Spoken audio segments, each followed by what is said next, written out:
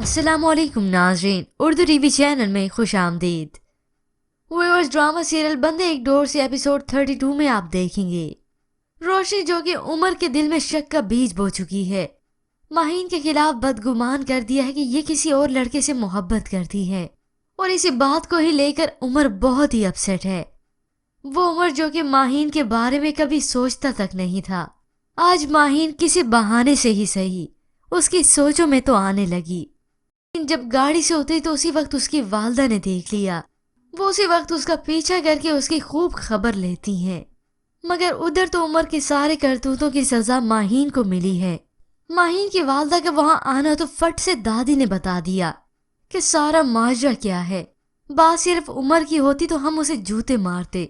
अब सबको गुस्सा माहीन पर ही है कि ससुर को तो आधा राजी कर ही दिया है इसने। समझाओ जकी अपनी बेटी को। मुझे तो डर है कि अपने शोहर की बारात लेकर अकेली ही न चल पड़े। और उमर भी घर आते हुए सामने खड़ा चुपचाप इन सब की बातें सुन रहा है। अब जब जकिया बेगम ने अपनी बेटी का ये सारा मामला सुना तो शदीद गुस्से के आलम में आकर वो अपनी बेटी पर हाथ उठाती हैं। उमर ये देखते ही चौंक उठा। अब रोशनी फूट फूट कर रोने लगी तो उमर फौरन से आकर इन सब से तकरार करने लगा, मगर फिर जब वो रोशनी की दिलजोई करता है तो रोशनी उससे खफा होकर ऊपर अपने कमरे में चली जाती है। गलती तो सारी उमर की थी, उसने सिर्फ मोहब्बत की उमर से और उसी का साथ दिया और अब कसूरवार भी वही ठहरी।